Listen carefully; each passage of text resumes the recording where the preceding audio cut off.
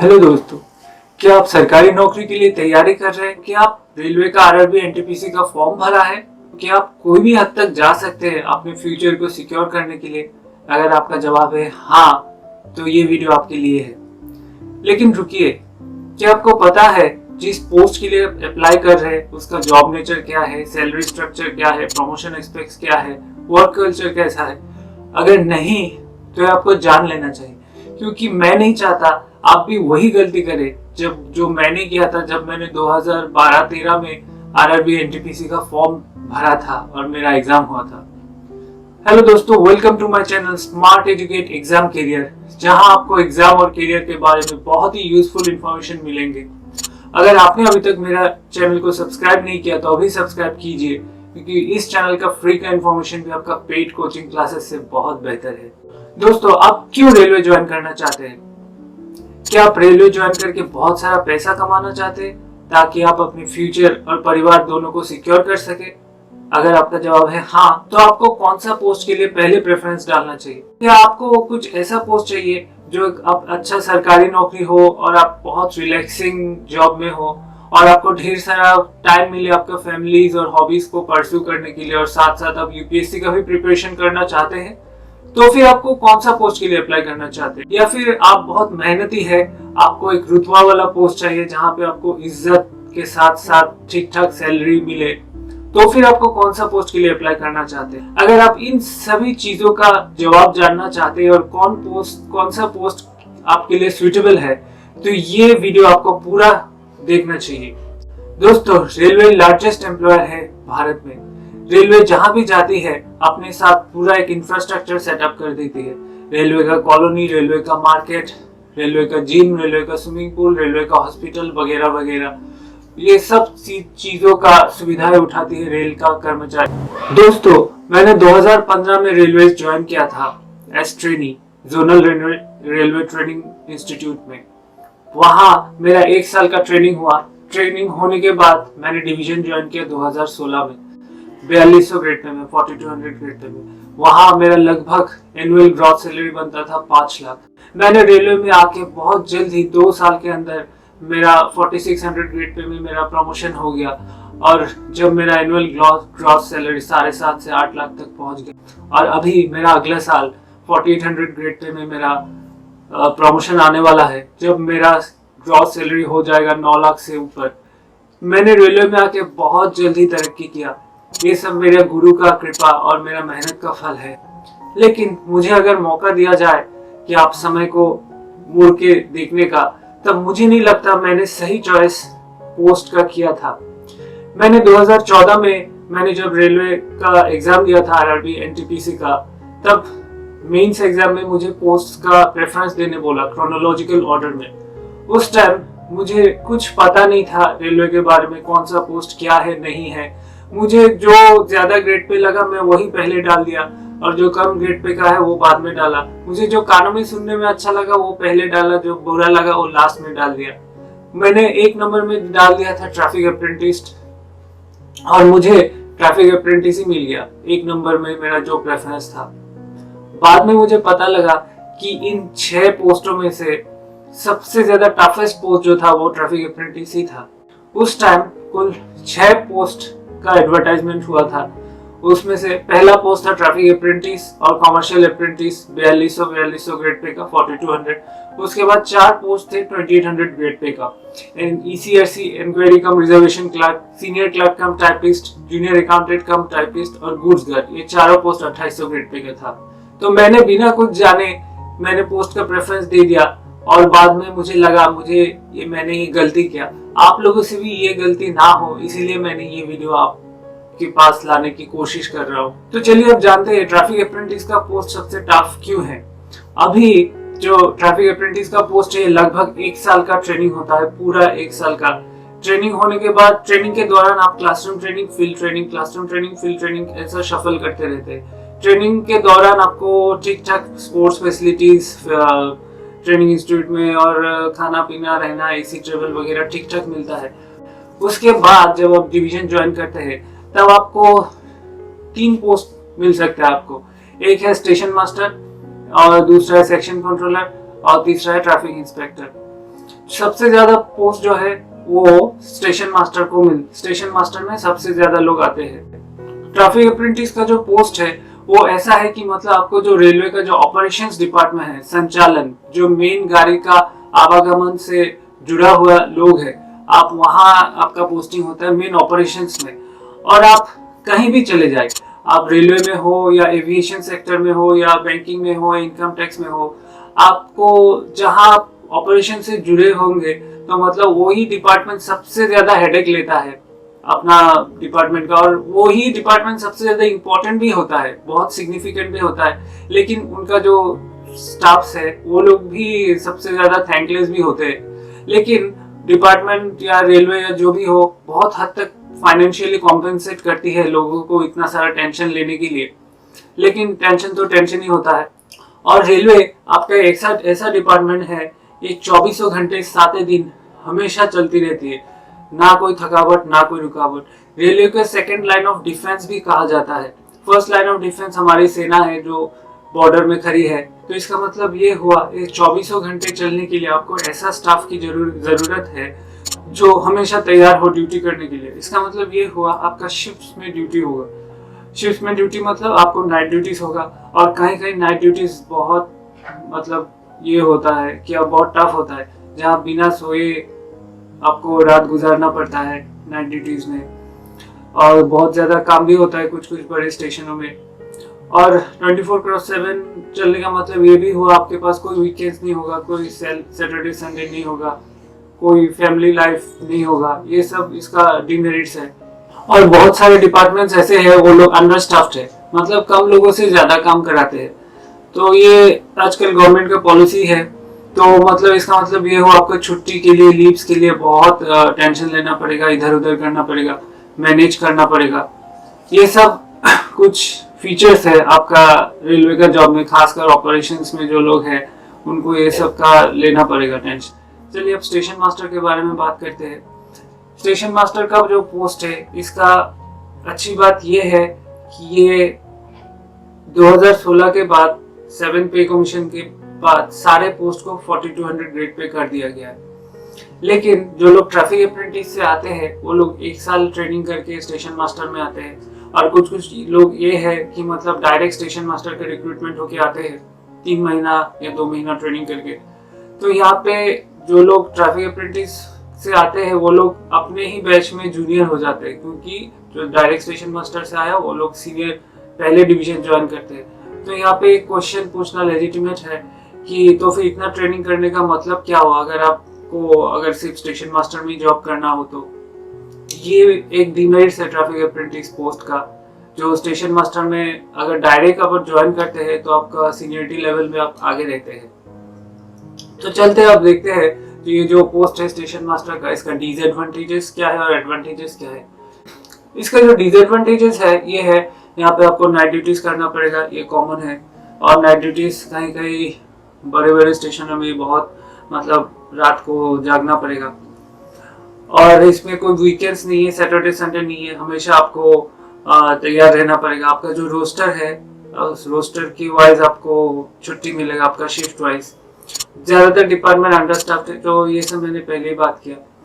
और एक बात है स्टेशन मास्टर में, यहाँ पे आपको रेगुलरली ट्रांसफर होते रहेगा 3 साल या 2 साल के बाद। इसका मतलब ये है कि मतलब आपको पैर भी लगाना पड़ेगा अगर अपना मन चाहे पोस्टिंग लगाने के लिए आपका ऑफिसर्स के साथ। ये भी है कि मतलब जहाँ जहाँ पटरी बिछा हुआ है वहाँ स्टेशन है।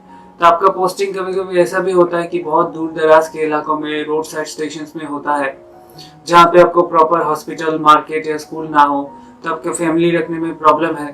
तो आप बड़ा स्टेशन जाने के लिए आप हमेशा ये सब हाई डिमांड्स में होते हैं, हर कोई चाहता है बड़ा स्टेशन में जाए। तो ऑफिसर्स के साथ हमेशा पैर भी मैनेज करना पड़ेगा जैसे भी हो। और बड़ा स्टेशन का मतलब है वहाँ भी ज्यादा काम होगा, ज्यादा पब्लिक सर्विलेंस के अंदर होंगे आप। और एक बात है जिसका जो नेक्स्ट प्रमोशन है 42 से 46 में, वो है स्टेशन सुपरिटेंडेंट। ये 42 से 46 जाने में स्टेशन मास्टर में बहुत टाइम ले लेता है, कोई 7, 8, 9, 10 साल भी ले लेता है किसी डिवीजन में, क्योंकि यहाँ नंबर ऑफ पीपल वर्किंग बहुत ज्यादा है, बहुत ज़्यादा लोग यहाँ पे एक कैडर में काम करते हैं, इसलिए प्रमोशन भी बहुत धीरे धीरे होता है। तो ये था इसका डिसएडवांटेजेस। तो अब इसका बात करते हैं इसका एडवांटेजेस क्या क्या है। स्टेशन मास्टर का जो पोस्ट है ये फर्स्ट फेस ऑफ इंटरेक्शन है, रेलवे का पहला चेहरा है पब्लिक और रेलवे के बीच। तो इसीलिए ये बहुत ही इज्जतदार पोस्ट है, रेस्पेक्टेबल पोस्ट है। आप जिस शहर में रहेंगे या पोस्टिंग होगा, वहाँ लोग आपको इज्जत की नज़रों से देखेंगे। और एक बात है, 7 पे कमीशन के बाद ये सारा पोस्ट 4200 ग्रेड पे कर दिया गया है। स्टेशन मास्टर के अंदर ऑन ड्यूटी स्टेशन मास्टर या एसएस या एसएम के अंदर बहुत सारे ग्रुप डी स्टाफ का काम करते हैं, जैसे पॉइंट्समैन, पोर्टर, गेटमैन, सफाई वाला, पियोन वगैरह वगैरह। तो इसलिए ये बहुत इज्जतदार पोस्ट है। एक नॉर्मल दिन में जब आपका सारा इक्विपमेंट्स सही चल रहा होगा, जैसे कि सिग्नल, पैनल, ट्रैक्स वगैरह, तो आपका जॉब इतना वो टफ नहीं है, फ्लॉलेस है। लेकिन प्रॉब्लम तब शुरू होता है जब आपके स्टेशन में कुछ फेलियर होता है, तब आपको, और कई गाड़ी आके अगर आपके स्टेशन में बैठ गया तो आप मिनट बाय मिनट का डिटेंशन देना पड़ेगा, पब्लिक को देना पड़ेगा, स्टाफ्स को, ऑफिसर्स को देना पड़ेगा, कंट्रोल में देना पड़ेगा, हर जगह आपको रिस्पॉन्सिबल होंगे, आपको जवाब देना पड़ेगा। तो तब आपको बहुत प्रॉम्प्टली, बहुत सूझबूझ के साथ काम करना पड़ेगा। तो ये था स्टेशन मास्टर का पोस्ट। इसका कुछ डिसएडवांटेजेस है, लेकिन उसके साथ साथ बहुत सारे एडवांटेजेस भी है। अगर आप इन सभी से आप बहुत मेहनती है और इन चीजों को कोप अप कर सकते हैं, तो आप आगे बढ़ सकते हैं। अगला पोस्ट जो है, जो ट्रैफिक अप्रेंटिस से मिलता है, वो है सेक्शन कंट्रोलर्स। सेक्शन कंट्रोलर्स का जो पोस्ट है, ये लोग हेडक्वार्टर्स में रहते हैं और ये बहुत ही रुतबा वाला पोस्ट है, लेकिन इसके साथ साथ बहुत डिसएडवांटेजेस भी है। चलिए इसका डिसएडवांटेजेस के बारे में पहले बात कर लेते हैं। कंट्रोल ऑफिस में जो काम होता है वो सब कुछ वहीं से होता है, रेलवे का ये नर्व सेंटर है।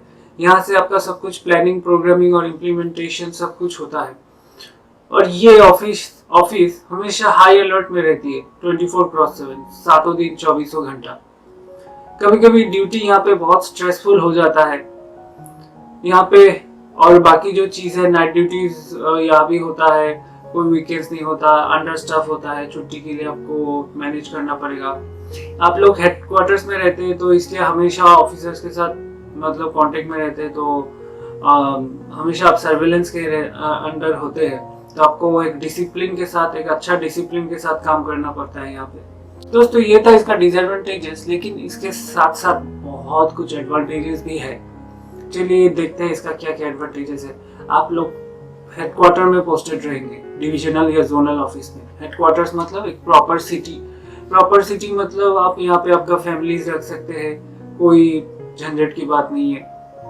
और एक अच्छी बात है कि यहाँ पे आपको ट्रांसफर नहीं होता, आप एक ही जगह में सेटल होके अपने हिसाब से कुछ अपने हॉबीज भी कर सकते हैं या फिर काम भी कर सकते हैं, जैसे आप मैनेज करें।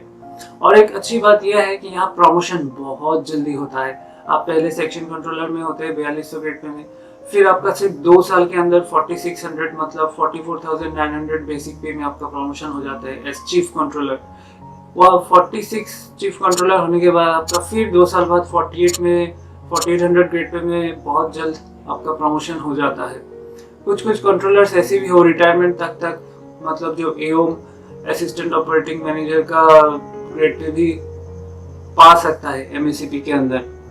तो इसका एक अच्छी बात यह है, प्रमोशन बहुत जल्दी होता है यहाँ पे। और एक बात है कि यहाँ पे एक्स्ट्रा स्ट्रेस अलाउंस मिलता है 5,000 रुपये का, जो 7 पे कमीशन से दिया गया है और किसी भी पोस्ट में ये नहीं है। जब डीए आपका 50% क्रॉस करके ये 5,000 रुपये और भी 25% बढ़ते रहेगा, एक अच्छी बात है। और एक अच्छी बात यह है कि कंट्रोल ऑफिसेस जो होते हैं ये पूरे कॉर्पोरेट टाइप के ऑफिसेस जैसे होते हैं, एकदम बड़े बड़े कंप्यूटर्स, एसी, वेल फर्निश्ड होते हैं। और जो एक फैसिलिटीज होना चाहिए एक ऑफिस में, सब कुछ होता है कंट्रोल ऑफिस में। यहाँ पे ड्यूटी ज़्यादा स्ट्रेसफुल होने की वजह से यहाँ पे ड्यूटी का आवर्स भी बहुत कम है। यहाँ पे 6 घंटा बोर्ड कंट्रोलर्स ड्यूटी करते हैं, सिर्फ 6 घंटा पर डे। तो ये भी एक अच्छी बात है। तो देखा जाए कि ये बहुत ही रुतबा वाला पोस्ट है और इज्जतदार पोस्ट है, लेकिन इसके साथ साथ आपको कुछ डिसएडवांटेजेस भी है। अगर आप इन चीज़ों से आप कोप अप कर सकते हैं तो आप आगे बढ़ तो चलिए अगला पोस्ट का बात करते हैं। तो अगला पोस्ट जो मिलता है ट्रैफिक अप्रेंटिस से वो है ट्रैफिक इंस्पेक्टर। दोस्तों जहाँ जहाँ आपके डेजिग्नेशन के साथ इंस्पेक्टर जुड़ जाएगा, उस पुलिस इंस्पेक्टर हो, इनकम टैक्स इंस्पेक्टर हो या सेल्स टैक्स इंस्पेक्टर का मतलब है ये एक फील्ड लेवल का जॉब है और आपका हमेशा आप 24/7 आप ड्यूटी में रहेंगे। प्रैक्टिकली कुछ भी इमरजेंसी पड़ जाए तो आपको जाना पड़ेगा। ऐसा नहीं कि मेरा अब तो ड्यूटी आवर्स खत्म है, मैं नहीं जाऊंगा, ऐसा कोई बात नहीं है। जब भी आपको बुलावा पड़े आपको जाना पड़ेगा। लेकिन ये जो ट्रैफिक इंस्पेक्टर का पोस्ट है हर किसी को नहीं मिलता है इनिशियली, क्योंकि ये थोड़ा एक्सपीरियंस होने के बाद ही मिलता है। ये न्यू कमर्स को मिलता नहीं है। तो चलिए इसका डिसएडवांटेजेस के बारे में पहले जान लेते हैं। ये लोग हमेशा ड्यूटी में रहते हैं प्रैक्टिकली 24/7। इनको कहीं भी किसी भी टाइम जाना पड़ सकता है इमरजेंसी के दौरान। ऐसा कोई फिक्स टाइमिंग नहीं है। इनका कोई फिक्स जॉब भी नहीं है कि मेरा काम सिर्फ यही है। इनका ऑफिसर्स से जो काम करने बोले वही उनको करना पड़ेगा। इन लोगों को कभी कभी गार्ड का ड्यूटीज भी करना पड़ सकता है जब गार्ड का शॉर्टेज हो। इनका प्रमोशन जो है वो भी बहुत ज्यादा टाइम लेती है स्टेशन मास्टर की तरह, क्योंकि वो लोग स्टेशन मास्टर सेम कैडर में आते हैं। 7, 8, 9, 10 साल लग सकता है किसी डिवीजन में। इसके साथ साथ इसका जो एडवांटेजेस है उसके बारे में बात करते हैं। एडवांटेजेस जो सबसे बढ़िया अच्छा एडवांटेज ये है, ये लोग हेडक्वार्टर्स में पोस्टेड रहते हैं। हेडक्वार्टर्स मतलब कभी उनका ट्रांसफर नहीं होता और मतलब प्रॉपर सिटीज फैमिली के साथ रह सकते हैं। ये लोग फील्ड स्टाफ्स के साथ लियासनिंग बजा के रखते हैं, ऑफिसर्स के साथ कहाँ किसका पोस्टिंग, ट्रांसफर, छुट्टी होगा, ये सब वगैरह मैनेज करना पड़ता है। ये लोग हमेशा ऑफिसर्स के टच में रहते हैं, तो छोटा मोटा काम अपने से निकलवा सकते हैं। ये लोग मूव करते रहते हैं महीना में कहीं ना कहीं, तो इन लोगों का कभी कभी ट्रेवलिंग अलाउंस अच्छा खासा हो जाता है, ट्रेवलिंग अलाउंस मिलता है। तो ये था ट्रैफिक इंस्पेक्टर। इसका भी कुछ एडवांटेजेस डिसएडवांटेजेस है। अगर आप इससे कोप अप कर सकते हैं तो आप आगे बढ़ सकते हैं। तो चलिए अब जो दूसरा पोस्ट था और जब मैंने दिया था तो था कमर्शियल अप्रेंटिस, जो इस बार भी है 2019-20 वाला आरआरबी एनटीपीसी पे। कमर्शियल अप्रेंटिस के बारे में जानते हैं। ये ट्रैफिक अप्रेंटिस की तरह ही है। ये 4200 ग्रेड पे का जॉब है। यहाँ भी 1 साल का ट्रेनिंग होता है। आप लोग क्लासरूम ट्रेनिंग, फील्ड ट्रेनिंग ऐसा शफल करते हैं। इन ट्रेनिंग के बाद आपको पोस्टिंग होता है डिवीजन में। तो कमर्शियल डिपार्टमेंट जो है, ये जो रेलवे का अर्निंग्स डिपार्टमेंट है, जहाँ जहाँ रेलवे का इनकम होता है वहाँ उन लोगों का पोस्टिंग होता है। ये लोग अर्निंग्स डिपार्टमेंट के साथ जुड़े हुए रहते हैं। तो इसका डिसएडवांटेजेस और एडवांटेजेस जान लेते हैं। उससे पहले एक बात बता दे, इन लोगों का ट्रेनिंग के बाद लोग पोस्टिंग होता है सीसीसी और चीफ कमर्शियल क्लर्क। इनका posting goods office, booking office या फिर एज कमर्शियल इंस्पेक्टर भी उनका पोस्टिंग हो सकता है। तो ये लोग जो सारे पोस्ट है ये सब senior subordinate supervisory non gazetted post है। इनका जो डिसएडवांटेजेस है इसका बारे में जानते हैं। ये लोग हाई अर्निंग वाला स्टेशन में रहते हैं, तो वहाँ उनको थर्ड पार्टीज जो है जिनसे रेलवे का काम होता है उन लोगों से डील करते हैं और रेलवे से भी डील करते हैं। तो कुछ हिसाब में अर्निंग्स का बात है, कुछ हिसाब में गड़बड़ हो जाए तो उनको थर्ड पार्टीज भी नहीं छोड़ेंगे और रेलवे भी नहीं छोड़ेगी। तो बहुत ध्यान से उनका काम करना पड़ता है। दूसरा जो बात है, उनका प्रमोशन भी बहुत टाइम ले लेता है। 7, 8, 9, 10 साल बहुत ज़्यादा टाइम लेता है। और वो लोग खासकर इनकम से जुड़ा हुआ है, अर्निंग से, तो सेंसिटिव पोस्ट है, तो उन लोगों का ट्रांसफ़र भी होते रहता है कुछ दिन, कुछ साल, 2-3 साल बाद, कुछ एक पीरियड के बाद। इनका भी ऑपरेटिंग जैसा कोई वीकेंड्स नहीं होता, सैटरडे संडे बोल के ऐसा कोई ऑफ नहीं है। तो ये था इनका डिसएडवांटेजेस। अब इनका जो एडवांटेजेस है इसका देखते हैं। इनका एडवांटेजेस ये है कि उन लोगों का नाइट ड्यूटीज नहीं रहता है जनरली, लेकिन कहीं कहीं बड़े बड़े स्टेशनों में हो सकता है। लेकिन अगर होता भी है तो मिनिमम स्टाफ से, और नाइट ड्यूटीज भी उतना हेडेक वाला नहीं है, तो अच्छी खासा मतलब अच्छा हो सकता है नाइट ड्यूटी। और एक बात बता दे, कहीं भी आपका नाइट ड्यूटीज होता है उसका एक्स्ट्रा एक नाइट ड्यूटी अलाउंस आपका मिलता है, इरेस्पेक्टिव ऑफ पोस्ट कैडर, जहाँ भी हो आप नाइट ड्यूटी अलाउंस अलग से मिलता है। इसका अगला जो एडवांटेजेस है, इसका पोस्टिंग हमेशा जनरली बड़े स्टेशनों में होती है। बड़े स्टेशन मतलब सिटी इलाका में, तो वहाँ मतलब फैमिली रख सकते हैं, आपको कोई प्रॉब्लम नहीं है। इनका पोस्टिंग हाई अर्निंग स्टेशन में होता है, जहाँ पे जैसा कोयला लोडिंग हो रहा है, अनलोडिंग होगा, फूड ग्रेड लोडिंग अनलोडिंग होता है, या फिर ऑयल अनलोडिंग लोडिंग होता है, ये सब वगैरह। और इनके अलावा जो एक पोस्ट है कमर्शियल इंस्पेक्टर, ये ट्रैफिक इंस्पेक्टर की तरह ही है। ये लोग हेडक्वार्टर्स में रहते हैं और फील्ड स्टाफ के साथ लियासन करते हैं। तो कमर्शियल इंस्पेक्टर वाला पोस्ट जो है उसका यही है कि हेडक्वार्टर्स में रहते हैं वो लोग और ट्रांसफर नहीं होता। ये इनका एडवांटेजेस और डिसएडवांटेजेस है। तो कमर्शियल इंस्पेक्टर देखा जाए तो एक अच्छी पोस्ट है।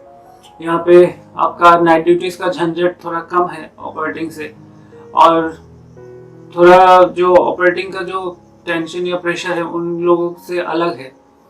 तो देखा जाए तो एक हिसाब से अच्छी पोस्ट है। अगर आप डिसएडवांटेजेस जो है उससे आप कोप अप कर सकते हैं तो आप आगे बढ़ सकते हैं। अगला जो पोस्ट था उस टाइम और एक था ECRC, inquiry cum reservation clerk. इसका ये लोग का पोस्टिंग इंक्वायरी सेक्शन में होता है, या जो रिजर्वेशन सेक्शन में। जब हम लोग बड़े स्टेशनों में जाते हैं तो वो लोग यूनिफॉर्म पहन के हमारा जो टिकट काटते हैं ये लोग होते हैं। इनका डिसएडवांटेजेस ये है कि मतलब वो लोग का भी कोई वीकेंड्स नहीं होता है, और मतलब उन लोगों को डायरेक्टली पब्लिक से डील करना पड़ता है। ये चीज़ कभी कभी इरिटेशन सा हो सकता है, क्योंकि हमेशा अगर एक ही चीज़ आपको बार बार आके पूछता रहे तो ये चीज़ कभी कभी प्रॉब्लमेटिक हो सकता है, आपको इरिटेशन सा हो सकता है। इनका प्रमोशन जो है वो डिपेंड करता है कितना वैकेंसी है उसके ऊपर उनका अपर कैडर में। इसका जो एडवांटेजेस है इसके बारे में देखते हैं। ये लोग जनरली बड़े स्टेशन में पोस्टिंग होते हैं, उनका नाइट ड्यूटीज भी कम होता है जनरली, अगर होता भी है तो मिनिमम स्टाफ के साथ चलाते हैं। और ये बहुत ही रिस्पेक्टेबल पोस्ट है। हम लोग जब स्टेशन में जाते ही लोगों को देखते हैं, काउंटर्स में बैठे रहते हैं यूनिफॉर्म के साथ, हमारा टिकट काटते हैं। तो ये लगभग रिस्पेक्टेबल पोस्ट है, एक अच्छी पोस्ट है। लेकिन ये सब वगैरह सब 2800 ग्रेड पे के है, तो मतलब 29,200 बेसिक पे। तो चलिए अब अगला पोस्ट की ओर बढ़ते हैं। अगला पोस्ट है सीनियर क्लर्क कम टाइपिस्ट। दोस्तों इस पोस्ट का जो जॉब नेचर है ये टिपिकल गवर्नमेंट जॉब है, 10 to 5। जो हम लोग सोचते रहते हैं ना सरकारी नौकरी चाहिए, सरकारी नौकरी, ऐसा टाइप का जॉब है। 10 to 5 जॉब है। हर हॉलीडेज आपको मिलेगा। एक जो गवर्नमेंट गैजेट कैलेंडर होता है वहाँ पे जितने सारे हॉलीडेज होते हैं सभी चीज ये लोग एंजॉय करते हैं। और इनका सैटरडे संडेज भी ऑफ होता है। और वो लोग हेडक्वार्टर्स में पोस्टेड रहते हैं। हेडक्वार्टर्स मतलब एक अच्छी मतलब सिटीज में जहाँ पे आपको फैमिली रख सके। और उनका छुट्टी मिलना भी ज्यादा डिफिकल्ट नहीं होता है, क्योंकि जो नॉन एसेंशियल वर्क है वो लोग टाल के कुछ दिन के बाद भी कर सकते हैं। ये अच्छी चीज है। और कोई नाइट ड्यूटीज भी नहीं होता है। तो यहाँ पे लगभग देखा जाए जो चीज मतलब बाकी डिपार्टमेंट्स में, रेलवेज में जो होता था नाइट ड्यूटीज, वीकेंड्स वगैरह, वो सब इसका कोई झंझट नहीं है। टिपिकल आपका गवर्नमेंट जॉब है। और यहाँ पे आपको ढेर सारा टाइम मिलेगा आपका फैमिली को देने के लिए, या फिर आप कुछ करना चाहते हैं आपका हॉबीज को परस्यू करने के लिए। अगर आप चाहते हैं आप यूपीएससी का प्रिपरेशन करके आपका करियर में और आगे बढ़ना चाहते हैं तो ये एक परफेक्ट जॉब है। आप इसी जॉब के लिए आपको पहला प्रेफरेंस देना चाहिए आप अगर यूपीएससी का प्रिपरेशन करते हैं तो इसका एक डिसएडवांटेजेस है कि मतलब आपको फाइल्स और पेपर वर्क ये सब से, ये डिसएडवांटेज नहीं है, लेकिन ये जॉब नेचर है, आपको file paper work clerical type का वर्क होता है जनरल। और इसका प्रमोशन डिपेंड करता है वैकेंसी आपका अपर कैडर में 42 में कितना आपका पोस्ट खाली है, उसके अनुसार आपका प्रमोशन होते रहता है। तो लगभग देखा जाए ये बहुत ही एक अच्छा पोस्ट है जो रेलवे देती है। आप इसको अप्लाई कर सकते हैं 1 नंबर में प्रेफरेंस डाल के। तो आगे बढ़ते हैं। अगला जो पोस्ट है यह जूनियर अकाउंटेंट कम टाइपिस्ट। ये भी एक 2800 ग्रेड पे का जॉब है। ये लोग जो रेलवे का जो एक्सपेंडिचर विभाग है, सैलरीज, पेंशन, इन सब चीज़ों को लेके डील करती है। इसका जो जॉब नेचर है सिमिलर है सीनियर क्लर्क कम टाइपिस्ट के जो है वही सिमिलर है। इनको भी मतलब हेडक्वार्टर्स में रहते हैं, सैटरडे संडे ऑफ मिलता है, सारे छुट्टियां मिलती है। ये एक अच्छी पोस्ट है। ये भी जूनियर अकाउंटेंट कम टाइपिस्ट। लेकिन इसमें एक ये चीज़ है, आपको एक ज्वाइन करने के बाद एक मैंडेटरीली एक एग्ज़ाम पास करना पड़ेगा आपका प्रमोशन के लिए। वो एग्ज़ाम पास कर लेता है, लेकिन आपको थोड़ा उसके लिए मेहनत करना पड़ता है। मेहनत करके आपको एग्ज़ाम पास करना पड़ेगा।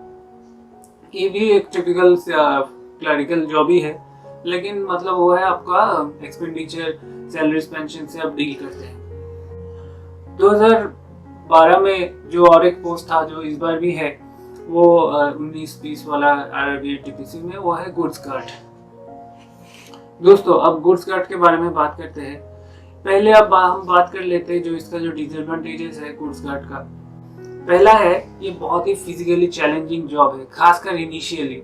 आपको कोई प्रॉपर टाइम टेबल नहीं है, किसी भी टाइम आपको कॉल दिया जा सकता है। आपको 2 घंटा पहले आपका लॉबी से कॉल आएगा कि आपको फलाना गाड़ी करना है, आपको उसी टाइम में अटेंड करना पड़ेगा, चाहे धूप हो, बारिश हो या कुछ भी हो, क्योंकि आपको कॉल दिया गया तो आपको उस टाइम अटेंड करना पड़ेगा।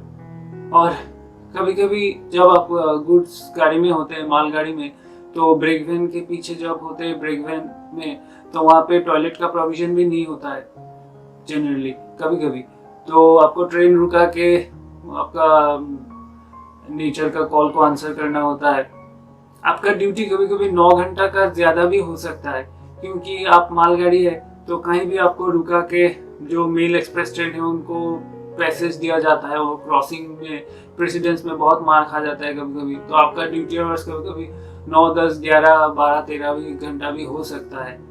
तो ये इसका एक डिसएडवांटेजेस है। और ये है कि मतलब आप कहीं भी आपका गाड़ी को रुका सकता है क्रॉसिंग के लिए, ड्यूटी आवर्स एक्सीड हो सकता है। और कहीं भी मतलब ऐसा हो जहाँ मार्केट वार्केट ना हो, दुकान उकान ना मिले, तो आपका बैग में हमेशा पानी और खाना रखना पड़ेगा। आप एक बार अपना हेडक्वार्टर से निकल गए ड्यूटी के लिए, तो इसका मतलब ये हुआ पूरा 72 घंटे तक 72 आवर्स आपको बाहर रहना पड़ेगा। तो उस टाइम आपको जो रेलवे के बनाया हुआ रनिंग रूम्स है, तो वहाँ रुक के आपको रात गुजारना पड़ेगा। रनिंग रूम्स ऐसे ठीक है, लेकिन कहीं कहीं रनिंग रूम में प्रॉपर फैसिलिटीज भी नहीं होता है, लेकिन अक्सर रनिंग रूम ठीक ठाक होता है। मैं अभी आपको एडवांटेजेस के बारे में बताता हूँ। ये जो गुड्स गार्ड का पोस्ट है, ये बहुत ही ल्यूक्रेटिव पोस्ट है रेलवे में। किसी भी सरकारी नौकरी में इतना white money, non gazetted post को इतना सैलरी नहीं मिलता होगा जितना एक गुड्स गार्ड को मिलता है, और बहुत ही प्रेस्टिजियस जॉब है। इन लोगों को एक एक्स्ट्रा माइलेज अलाउंस मिलता है, मतलब जितना ट्रेन भगाएगी वो लोग, जितना ट्रेन में रन करेगा, उतना उन लोगों को पर किलोमीटर के हिसाब से कुछ फॉर्मूला होता है, उनको एक्स्ट्रा माइलेज अलाउंस बनता है। जो अगर कोई गुड्स गार्ड मतलब गार्ड का ड्यूटी नहीं करके कंट्रोल में आ जाता है या दूसरा काम करता है, तो उन लोगों का जो बेसिक है उनके साथ 30% एक्स्ट्रा इंक्रीमेंट एक लगा दिया जाता है, जिसका सुविधा वो लोग रिटायरमेंट तक लाभ उठाता है। और उनका सैलरी स्लिप में वो चीज़ रिफ्लेक्ट करता है कि सेम पोस्ट में, सेम कैडर में होके भी वो लोग लगभग 4 से 5 गुना सैलरी ज़्यादा ड्रॉ करते हैं। और अगर आपका प्रमोशन हो गया गुड्स गार्ड के बाद, सीनियर गुड्स गार्ड, उसके बाद mail passenger guard, mail express guard में हो गया, तो आपका काम बहुत आसान हो जाता है। और एक अच्छी बात यह है कि आपका जर्नी फिक्स्ड होता है। आप एक स्टेशन से दूसरी स्टेशन से वापस अपना हेडक्वार्टर वापस आ जाते हैं। तो ये चीज़ एक अच्छी बात है। आपका पूरा जर्नी पीरियड जो है, ऐसा नहीं कि कुछ अनजान जगह भेज दिया, आपका जर्नी पूरा एक दिमाग में बैठ जाता है। यहाँ पे ये गेट है, वहाँ पे वो सिग्नल है, सब कुछ आपको याद हो जाता है। और एक है कि आप हेडक्वार्टर्स में पोस्टेड होते, मतलब गार्ड का जो पोस्टिंग होता है 1 या 2 स्टेशन में, वो अच्छा शहर में होता है हेडक्वार्टर्स में। तो अच्छी स्टेशन मतलब फैमिलीज रख सकते हैं, कोई प्रॉब्लम नहीं है। आपका जब मेल एक्सप्रेस गार्ड में आपका प्रमोशन हो जाता है, तो आपका ड्यूटी टाइम और भी घट जाता है। लगभग आपका सिर्फ 5 से 6 घंटा या फिर हार्डली 7 घंटा ही होता है, क्योंकि मेल एक्सप्रेस ट्रेन का जो पाथ है वो शेड्यूल पाथ में है। इसका पंक्चुअलिटी मेंटेन करके चलता है, उसको जहाँ तहाँ रुकाया दिया नहीं जाता है। तो मतलब एक स्टेशन से जब दूसरा स्टेशन में जाते हैं, तो आपका ड्यूटी टाइम फिक्स्ड होता है, इतना टाइम में आप पहुंच जाएंगे, आपको पता है। लेकिन गुड्स गार्ड में ऐसा नहीं होता है। तो आपका प्रमोशन होने से आपका अच्छा होता है, और तो आपका इनकम जो है और भी बहुत ज़्यादा बढ़ जाता है। इन लोगों का सैलरी अपना जो ऑफिसर्स होते हैं उनसे भी ज़्यादा होता है। हमारे डिवीजन में कुछ दिन पहले एक गार्ड रिटायर हुआ था, तो उन्होंने अपना लास्ट सैलरी, ग्रॉस सैलरी करीब 1.5 लाख रुपए से ऊपर मिलता था। 1.5 लाख रुपए, सोचिए। 1.5 लाख से 2 लाख वो ड्रॉ करते थे। अगर आज के दिन में कोई गार्ड ज्वाइन करता है और 30 साल वो एवरेज नौकरी करता है तो पे कमीशन लग के ये लगभग देखा जाएगा आज से 30 साल के बाद एक गार्ड का सैलरी कम से कम 4 से 5 लाख तक पहुंच जाता है पर मंथ, वो भी। तो सोचिए कितना पैसा देता है रेलवे। तो दोस्तों ये था गुड्स गार्ड का जो एडवांटेजेस। ये बहुत ही ल्यूक्रेटिव पोस्ट है, बहुत पैसा देती है, लेकिन इसका कुछ डिसएडवांटेजेस है। आप अगर इससे कोप अप कर सकते हैं तो आप आगे बढ़ सकते हैं। दोस्तों मैंने जब 2013 में आरआरबी एनटीपीसी का एग्जाम दिया था, मैंने यही गलती किया था। बिना पोस्ट को जाने, बिना पोस्ट को समझे मैंने देखा कि जो ग्रेड पे पहले था वो पहले डाल दिया, जो कम था वो बाद में डाल दिया, जो कानों में अच्छा लगा सुनने में मैं वही डाल दिया।